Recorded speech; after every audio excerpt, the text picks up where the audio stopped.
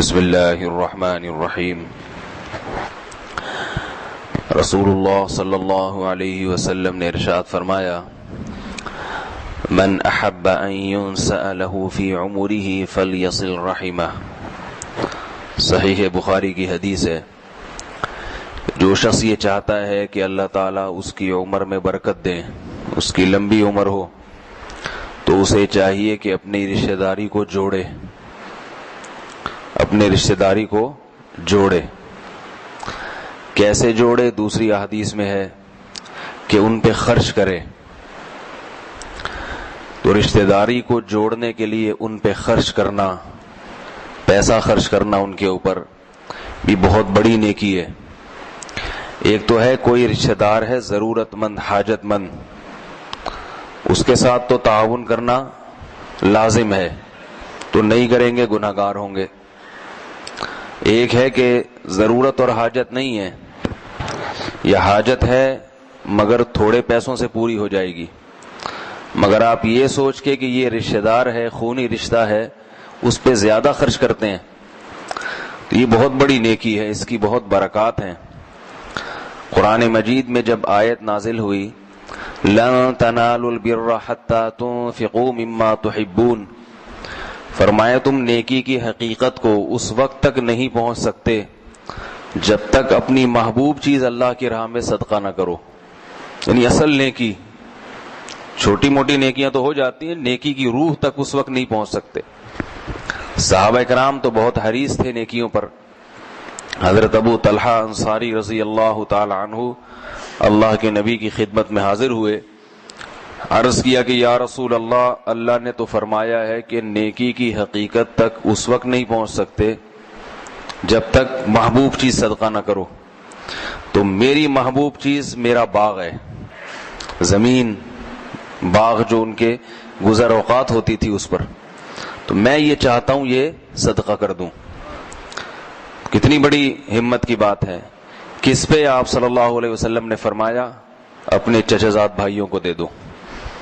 تو حضرت ابو طلحہ نے وہ زمین اور باغ اپنے چچا زاد بھائیوں کو دے دیا۔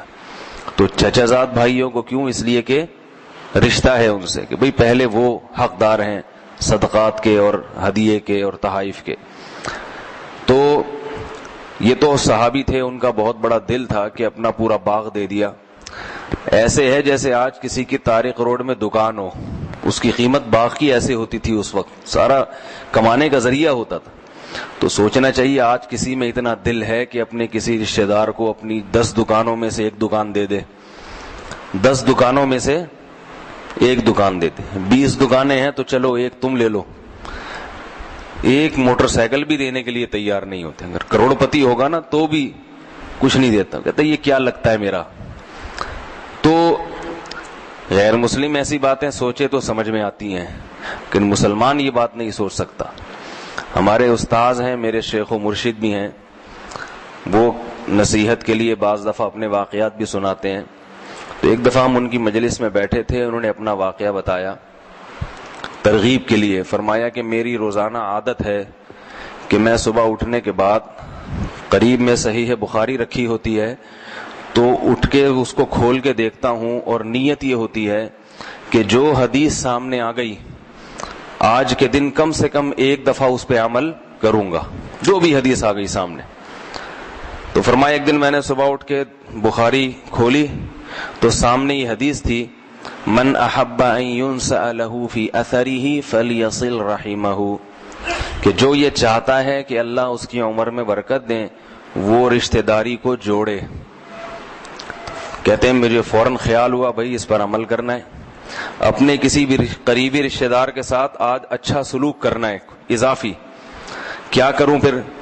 تو فرمایا میرے پاس 25,000 روپے رکھے ہوئے تھے، اور ٹوٹل 25,000 ہی تھے کل میری ملکیت میں، اس کے علاوہ کچھ بھی نہیں، اور وہ ایک بہت سخت ضرورت سے رکھے ہوئے تھے۔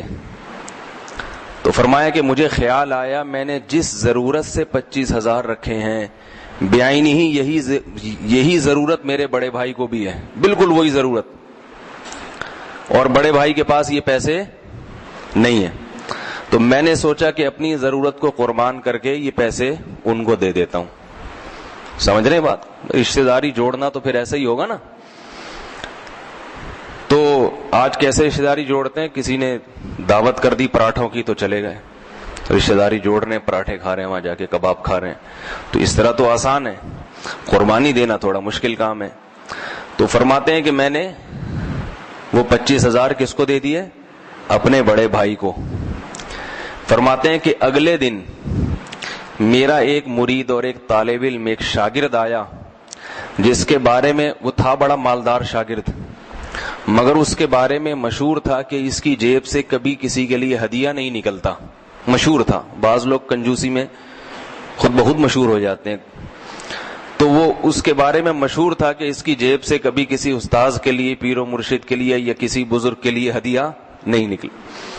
فرماتے ہیں آیا اور بڑے اصرار کے ساتھ اس نے مجھے 2.5 لاکھ روپے ہدیہ دیے. کتنے؟ بہت اصرار کے ساتھ 2.5 لاکھ روپے ہدیہ دیے. تو میں نے وہ اندازہ لگایا, 2.5 لاکھ اور 25,000 میں ریشو کیا ہے؟ 10 گنا زیادہ ہوتے ہیں. اللہ نے جو فرمایا نا کہ ایک کے کتنے دوں گا, قرآن میں اللہ نے فرمایا ایک کے بدلے کتنے دوں گا؟ 10 گنا زیادہ دوں گا. آگے سننے کی چیز ہے جو اصل آگے. میں اور آپ ہوتے تو ہم تو اس کو بڑی نعمت سمجھ کے جیب میں رکھ لیتے, یہ تو اللہ نے اس کے بدلے دیے, یہ تو پورے ہم ہی کھائیں گے. فرماتے ہیں میں نے یہ سوچا کہ یہ اللہ نے مجھے رشتہ داری جوڑنے کے بدلے میں دیے ہیں, تو اس کا مطلب ہے کہ اللہ کو یہ ادا بہت پسند آئی, لہذا یہ سارے پیسے رشتہ داروں میں تقسیم کر دوں گا. سمجھ رہے ہیں؟ لہذا سب بہن بھائیوں میں وہ 2.5 لاکھ روپے بانٹ دیے. سمجھ رہے ہیں بات کو؟ نہیں سمجھ رہے تو تھوڑی سی مشکل تو ہو رہی ہے ٹھیک ہے, مجھے خود بھی بہت مشکل ہو رہی ہے, آپ لوگ کو بھی ہو رہی ہوگی. نہ ہمارا اتنا ظرف ہے نہ آپ کا ہو, شاید آپ میں سے کسی کا ہو. یہ اپنے بزرگوں کے واقعات اس لیے سنا رہا ہوں کہ ایک تو اللہ نے ہمیں نسبت ایسے لوگوں سے کی ہے جو عمل کرتے ہیں, دوسرا یہ کہ الحمدللہ اہل اللہ اس وقت دنیا میں موجود ہیں, تو وہ احادیث کی عملی تفسیر ہیں, بتاتے ہیں کہ ایسے حدیث پر عمل ہوتا ہے. تو بھائی اتنا بڑا اگر ظرف نہ بھی ہو تو تھوڑا سا تو ظرف ہونا چاہیے نا.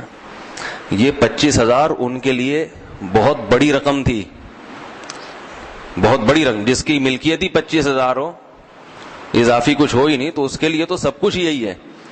تو جب اللہ تعالیٰ دل دے دیتے ہیں تو اس کے لیے وہ 25,000 کے بجائے اگر 2.5 لاکھ ہوتے تو وہ بانٹ دیتے. تو سبق سیکھنا چاہیے.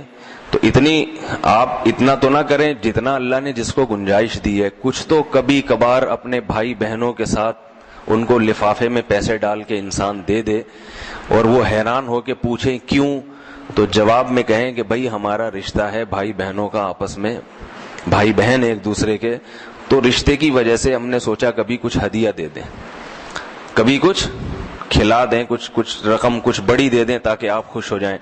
اس سے آپس میں محبتیں قائم ہوتی ہیں, نفرتیں ختم ہوتی ہیں. آج بھائی بہنوں